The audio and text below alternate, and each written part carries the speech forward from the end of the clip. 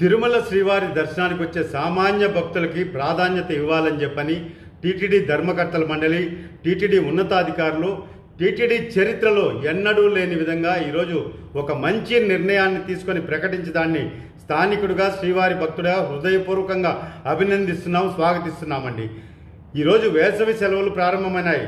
సుదూర ప్రాంతాల నుంచి వచ్చే సామాన్య భక్తులకి స్వామివారి దర్శనాన్ని శీఘ్రగతిన అతి త్వరలో ఎక్కువ టైం వెయిట్ చేయకుండా కల్పించాలన్నటువంటి లక్ష్యంతో ఈరోజు ఎవరైతే విఐపీలు ఉన్నారో విఐపీల సిఫార్సు లేఖలు స్వీకరించడము మే 1వ తేదీ నుంచి జూలై 15వ తేదీ వరకు అని ప్రకటించడంతో పాటు టీటీడీ ధర్మకర్తల మండలి సభ్యులు కూడా ఎవ్వరు కూడా సిఫార్సు లేఖలు ఇవ్వద్దండి, ధర్మకర్తల మండలి సభ్యుల సిఫార్సు లేఖలు కూడా స్వీకరించము అని చెప్పి ప్రకటించడం నిజంగా అభినందనీయం, ఆదర్శనీయం అండి. ఎందుకంటే గత ప్రభుత్వ పాలనలో తిరుమల తిరుపతి దేవస్థానంలో మోనార్క్ పరిపాలన జరిగిందండి. ఒక నియంత అధికారి వన్ మ్యాన్ షో చేస్తూ ఇష్టానుసారంగా ఆలయ సాంప్రదాయాలని తొంగలో తొక్కేశాడు, ఆగమ శాస్త్రాన్ని పక్కన పెట్టేశాడు, అర్చకుల మాటల్ని పెడచెవున పెట్టాడు, సామాన్య భక్తులు సూచనలు ఇస్తే అధికార బలంతో, అహంకారంతో దాన్ని పట్టించుకోకుండా గాలికి వదిలేశాడు.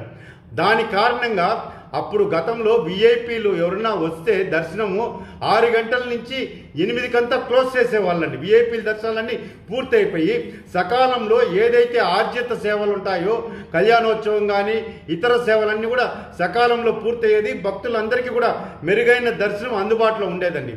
కానీ అప్పుడున్నటువంటి అధర్మ పరిపాలనలో ఏకపక్షంగా నిర్ణయాలు తీసుకొని విఐపీ దర్శనాల సమయాన్ని మార్చేశారు. ఆ ఇష్టానుసారంగా ఆర్జిత సేవలను కుదించేశారు, ఇష్టానుసారంగా క్యాన్సిల్ చేసేశారు. దీని కారణంగా అటు విఐపీలు ఇబ్బంది పడ్డారు, సామాన్య భక్తులు గంటల తరబడి, రోజుల తరబడి క్యూ లైన్లలో మగ్గిపోతూ వచ్చారండి. ఈరోజు వాటన్నిటికీ కూడా స్వస్తి పలుకుతూ టీటీడీ నిర్ణయం తీసుకున్న దాన్ని ప్రతి ఒక్క భక్తులు కూడా స్వాగతిస్తున్నారు.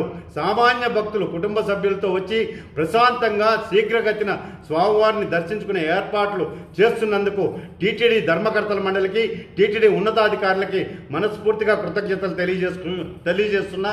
అదేవిధంగా ఈరోజు కాశ్మీర్లో జరిగినటువంటి పెహల్గాం ఉగ్రవాదుల దాడిని దృష్టిలో పెట్టుకొని ఏదైతే నడకదారులు ఉన్నాయో అలపిరి, శ్రీవారి మెట్టు, అదేవిధంగా వాహనాలు వెళ్ళే 2 ఘాట్ రోడ్లలో కూడా పగడ్బందీగా ప్రతినిత్యం కూడా అక్కడ కూంబింగ్ నిర్వహించాలి.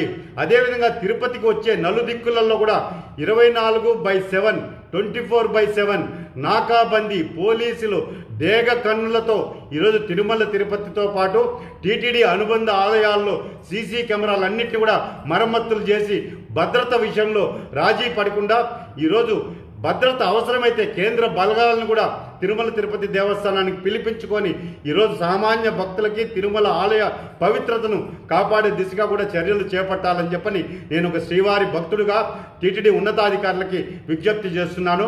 అదేవిధంగా ఏదైతే ఎండ తీవ్రతను తట్టుకునే విధంగా ఎక్కడైతే టీటీడీ అనుబంధ ఆలయాలు తిరుపతిలో, తిరుమల కొండపైన ఉన్నాయి అక్కడంతా కూడా చలువ పందిళ్లు వేసి మంచినీళ్ళ సౌకర్యం ప్రతి భక్తుడికి కూడా అందుబాటులో ఉండే విధంగా చర్యలు చేపట్టాలని చెప్పని, అన్నప్రసాదాల వితరణ సంఖ్యను కూడా పెంచాలని చెప్పని నేను ఒక శ్రీవారి భక్తుడిగా కోరుకుంటున్నానండి.